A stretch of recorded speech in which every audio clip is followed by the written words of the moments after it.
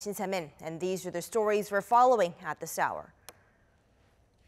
South Korea stunned Germany in the World Cup, beating them 2-0 to dump the reigning World Cup holders out of the tournament in the group stage in the first time in 80 years. South Korea are also eliminated, but the team avoid finishing bottom of Group F. Another round of consultations, the two Koreas are meeting again today for talks on connecting and renovating highways between the two. And in Jakarta, the two sides are meeting over forming joint teams for the 2018 Asian Games. The smartphone patent wars are finally over. Samsung Electronics and Apple end their 7-year-long legal fight. The dispute stretches back to 2011 when Apple accused Samsung of stealing key elements of the iPhone. The terms of the settlement not available. We begin this morning with Russia with the World Cup. As far as World Cup upsets come, they don't get much bigger than what we witnessed on Wednesday night. In a truly remarkable match, South Korea beat the reigning World Cup champions Germany 2-0 in their final Group F game. And despite the stunning win, South Korea are out, but the squad will come home to a proud nation with their heads held high. Our Lee Sing-jae starts us off. The 13th day of the 2018 World Cup was anything but unlucky for South Korea as they produced one of the biggest World Cup upsets ever in Kazan. The Taeguk Warriors, without their captain Ki Sung-young, played by far their best game of this year's World Cup, keeping the Germans at bay for the duration of the match's 90-plus minutes. However, it was in the third minute of stoppage time that world football shook. South Korea's Kim Young-won slotted home a close-range shot that was initially called offside, but upon closer inspection by the video referee, Kim was deemed onside and the goal was awarded to South Korea. The goal sparked desperate scenes from Germany as they realized they were heading toward first-round elimination for the first time since 1938, with goalkeeper Manuel Neuer going on the offense, leaving a gaping hole for Son Heung-min to slot home an easy second goal in the 6th minute of stoppage time. Despite the historic win, South Korea will be leaving Russia along with Germany, but it's the Germans that finished rock bottom of Group F. However, the win was bittersweet, as the 2-0 victory might have been enough for South Korea to progress had it not been for a surprise 3-0 victory by Sweden over Mexico. The result means Sweden and Mexico are the Group F teams that qualify for the last 16. South Korea might be out, but a new star has been born. Goalkeeper Choi Hyun-woo, nicknamed Deheya, a reference to his club team Daegu FC, and a comparison to star Spanish goalkeeper David De Gea, made some of the most impressive saves of the World Cup so far, including 6 against Germany. Joe's heroics between the goalposts have brought him to the attention of several European teams. Lee Sing-jae, Arirang News. And some fans watched the match at home or in bars, but others ventured out to watch the game on big screens set up around capital Seoul and joined thousands of other fans to cheer on Team South Korea. Our Tae-si-young tells us more. Thousands of fans gathered at Gwanghwamun Square in central Seoul on Wednesday night to cheer on the Taeguk Warriors. 지방에서 처음으로 여기 와서 되게 광화문 광장 질서도 좋았고 각종 가수분들이 많이 응원 와주셔서 너무 재밌고 행복했어요. The crowd fixed their eyes on the screen, and at last a goal. The streets were filled with shouts of joy, and right at the end of stoppage time, South Korea scored another goal to complete the victory. 저희 너무 첫 골 넣을 때 되게 너무 기분 좋아서 울었는데 그 울음이 가시기도 전에 한 골을 더 넣더라고요. 그래갖고 울면서 더 울었어요. 그래갖고 솔직히 되게 감동적이었어요. 떨어져도 일단은 미래를 봤으니까 다음 월드컵 준비 잘하고 앞으로도 한국 축구 잘 됐으면 좋겠고 K리그도 파이팅했으면 좋겠습니다. Although South Korea failed to move past the group stage into the second round, the nation is still captivated by the shock victory the Taeguk Warriors delivered. Choi Si-young, Arirang News. In the day's other games, all in Group E. Brazil are through after a comfortable 2-0 win over Serbia. They finished top of the group, and Switzerland drew 2-2 with Costa Rica to go through in second place. Now, the team in the round of 16 will be confirmed after Thursday's games. Now, shifting focus to the inter-Korean relations. Today, the two sides are sitting down for yet another round of talks on connecting and modernizing roads between the capitals of Seoul and Pyongyang. For more on this, we connect live to our Oh Jung-hee, who is on the line for us. Chung-hee, so tell us more. Taemin, we're expecting the talks to have just started. Today's meeting was scheduled to begin a few minutes ago at 10 a.m. Korea time at the Tongilgak building located on the North Korean side of the border village of Panmunjom. South Korea has sent a 3-member delegation led by Vice Minister for Transport Kim Jong-yeol, and North Korea also has a 3-member delegation led by its Vice Minister for Environmental Protection, Park Ko-young. The South Korean delegation left for the talks early this morning. Have a listen at what they had to say. We will sincerely take part in today's talks for connecting and modernizing roads. I believe there will be discussions on linking South Korea's Munsan with North Korea's Kaesong, something we originally agreed upon 10 years ago.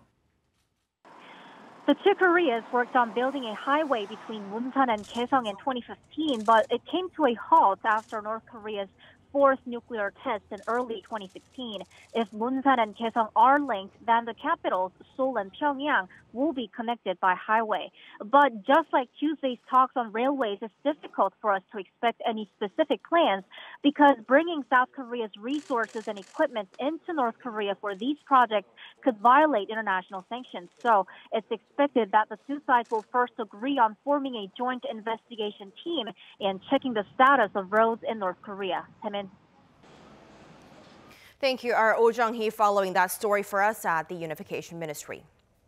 And Asia's top sports body, the Olympic Council of Asia, is hosting a meeting in Jakarta today with representatives from the National Olympic Committee of South and North Korea to talk about their joint participation at the upcoming Asian Games in the Indonesian capital. Hoping to drill down the number of sports in which they will be able to field joint teams, the OCA says the talks will focus on that issue, following the agreement made by the Koreas during their sports talks earlier this month. On June 18th, both sides agreed to walk together behind the unification flag at the opening ceremony of the Asian Games. Amid a flurry of consultations between the two Koreas, South Korea's Unification Minister has added his 2 cents on the current situation. He says the two sides should prepare to immediately start economic cooperation, saying Seoul hopes to reopen the jointly run Kaesong complex at the earliest possible time. Our Park Ki-jun tells us more. Economic sanctions on North Korea will remain in place until it denuclearizes completely, says Do Myung-gyun, Minister of South Korea's Unification Ministry. The international community wants to keep the sanctions on North Korea until its complete denuclearization, and the South Korean government supports that stance. Although concrete actions for economic cooperation are limited under the sanctions, the minister said the inter-Korean discussions will continue and that the two Koreas will push for economic activity within the boundaries of the sanctions, including reopening the Kaesong Industrial Complex. The remarks came during the 2018 Korea Global Forum that was held at the Silla Hotel in central Seoul on Wednesday. At the forum hosted by the Ministry of Unification and jointly organized by the Institute for Far Eastern Studies of Gyeongnam University and the University of North Korean Studies, experts exchanged views on the current situation on the Korean Peninsula.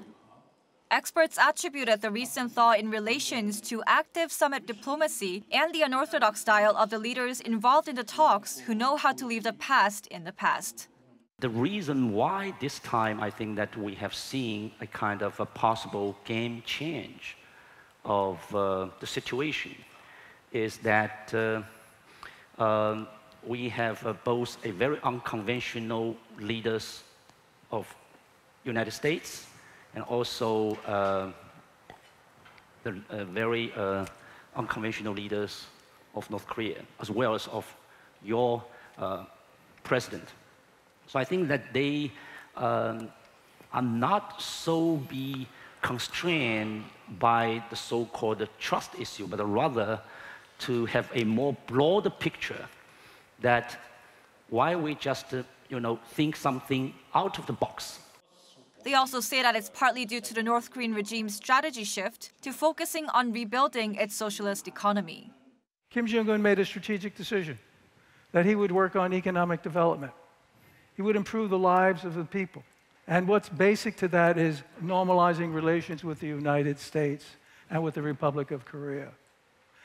And doing that, it will permit North Korea to get the financial, if you will, interaction.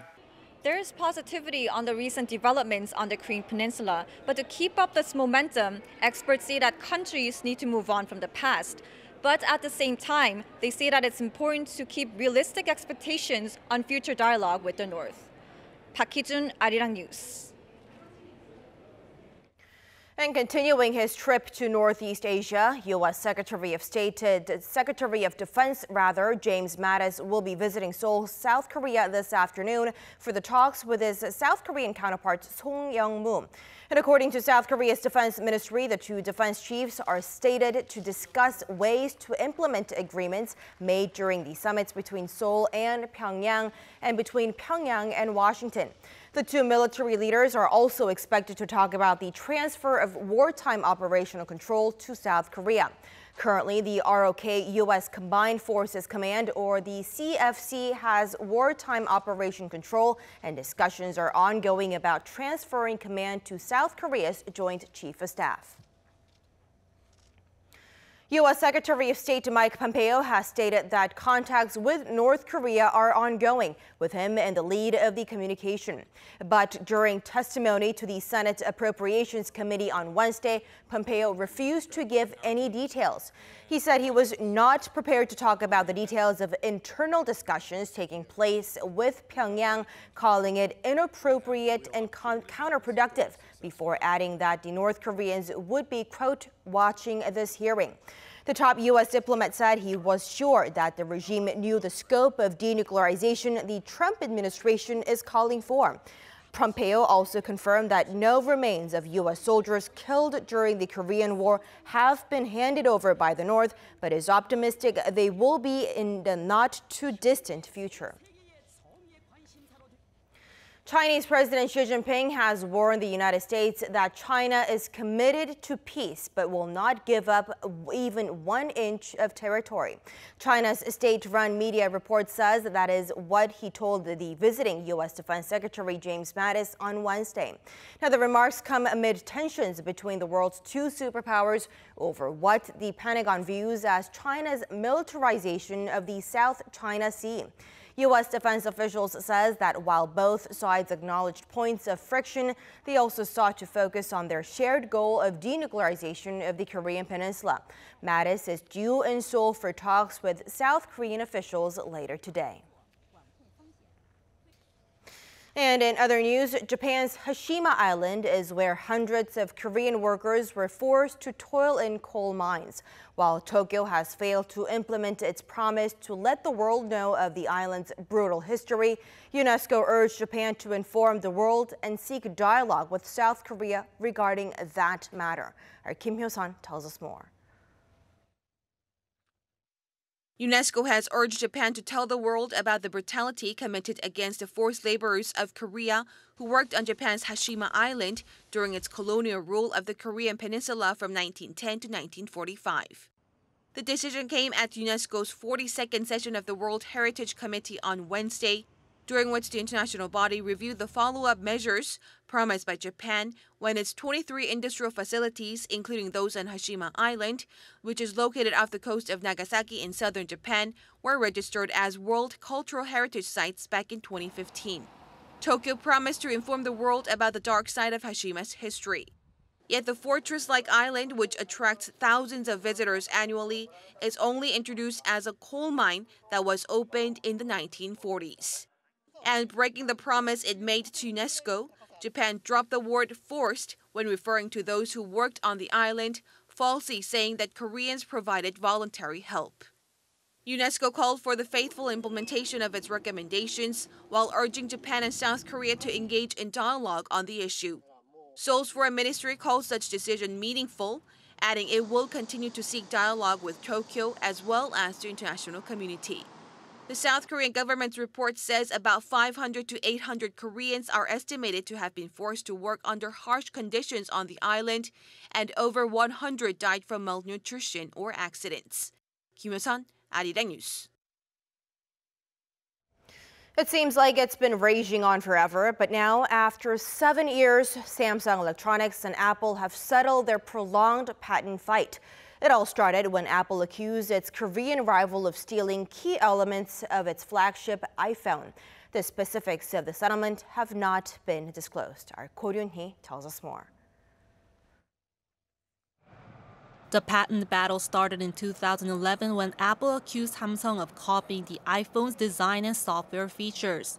The court originally sided with Apple, ordering the Korean tech giant to pay more than $1 billion in damages.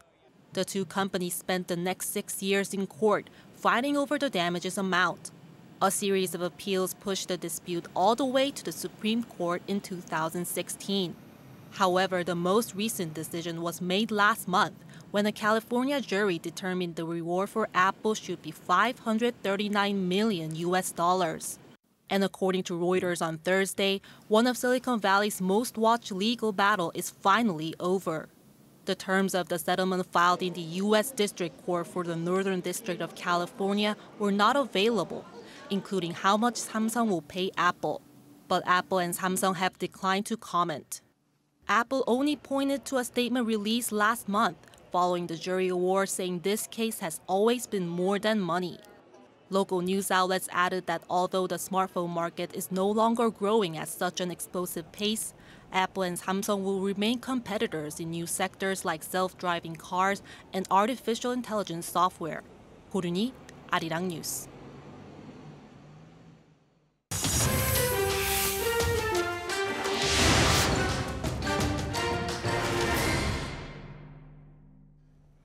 The United States and Russian officials say they've agreed to hold a summit between Presidents Donald Trump and Vladimir Putin. Now, the exact date and location is due to be announced on Thursday. And for more on this and other news around the world, we turn to our Do Aram at the News Center. Aram, a much anticipated summit indeed, especially amid escalating tensions between the two sides. That's right, Simon. It will be the first meeting between Trump and Putin that is not on the sidelines of a larger gathering of world leaders. President Trump underscored the importance of the summit, which is expected to take place next month, possibly in the Finnish capital of Helsinki. And I've said it from day one, getting along with Russia and with China and with everybody is a very good thing. It's good for the world, it's good for us, it's good for everybody. So we'll probably be meeting sometime around my trip to Europe. The announcement of the summit follows a meeting on Wednesday in Moscow between Putin and Trump's national security advisor John Bolton. Bolton acknowledged that many in the US may not be happy with the meeting, especially amid allegations of Russian interference in US elections and Moscow's increased isolation from the West. I think the president recognizes that there may be some criticism of this decision to have the meeting. You've heard some of it here today. But that what must guide his conduct of American foreign policy is the pursuit of American national interest. And he judges correctly, in my view, that this bilateral summit between himself and President Putin is something that he needs to do and will do regardless of political criticism at home. Issues to be discussed are likely to include Syria, Ukraine and North Korea. Trump did not answer a question about whether he would raise the issue of Russia's alleged meddling in the 2016 US presidential election. US Supreme Court Justice Anthony Kennedy has announced that he is retiring after more than 3 decades of service. The 81-year-old is a traditional conservative and has been a pivotal vote on many high-profile issues, including same-sex marriage and abortion rights. President Trump said he will look for Kennedy's replacement immediately, which marks the second time he picks a Supreme Court justice after Neil Gorsuch. It also gives him a chance to cement a 5-4 Conservative majority in America's top court for the foreseeable future and move it further to the right. Trump's nomination is expected to spark a political firestorm on Capitol Hill, with Democrats likely to try everything in their power to block or slow the nomination process. However, they face a tough challenge due to a Republican majority in the Senate. Joe Jackson, the father and manager of music legends Michael and Janet Jackson, as well as Jackson 5, has died at the age of 89. He was reported to have died on Wednesday in a hospital in Las Vegas, where he was being treated for terminal pancreatic cancer. Jackson was a key part in his children's early successes, but internal strife within the family became more apparent as time went on, especially after Michael's solo career. Joe Jackson was criticized for beating his children, and various estrangements and court battles over money were on full display to the public. He is survived by his wife Catherine and 9 of his 11 children.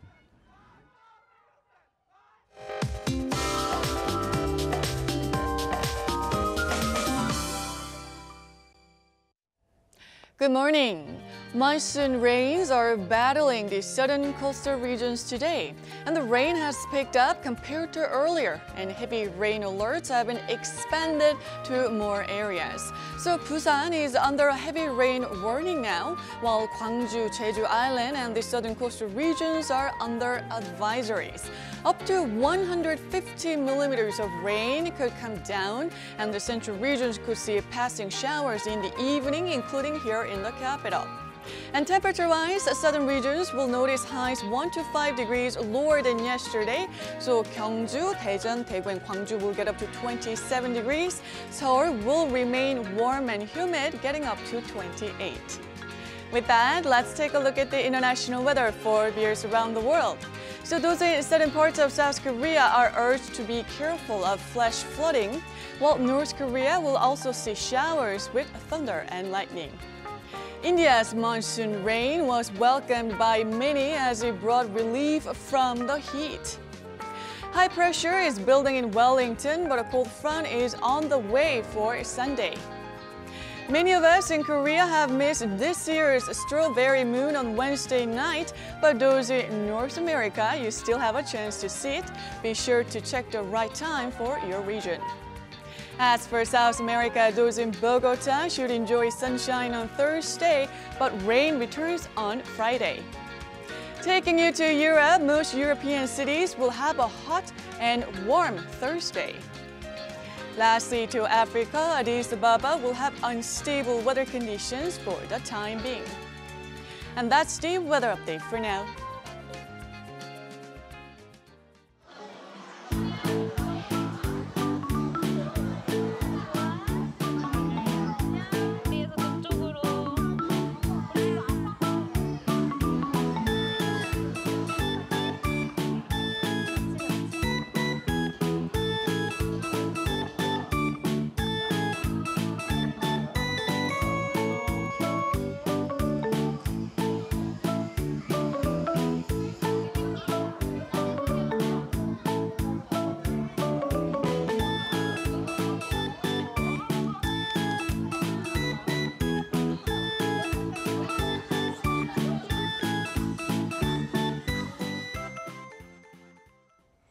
And that'll do it for us at the hour, but keep it tuned to Arirang News for more of your day's news updates coming up at noon Korea time. Thanks for watching and goodbye for now.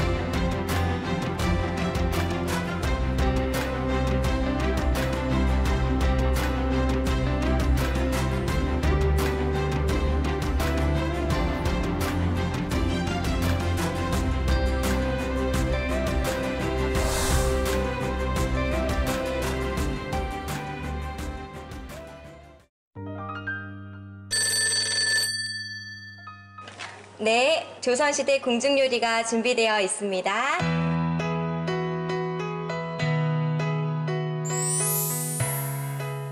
도착하시면 바로 드실 수 있으세요.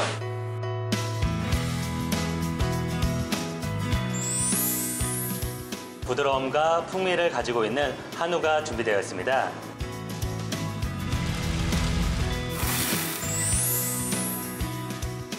건강한 한국식 디저트가 준비되어 있습니다.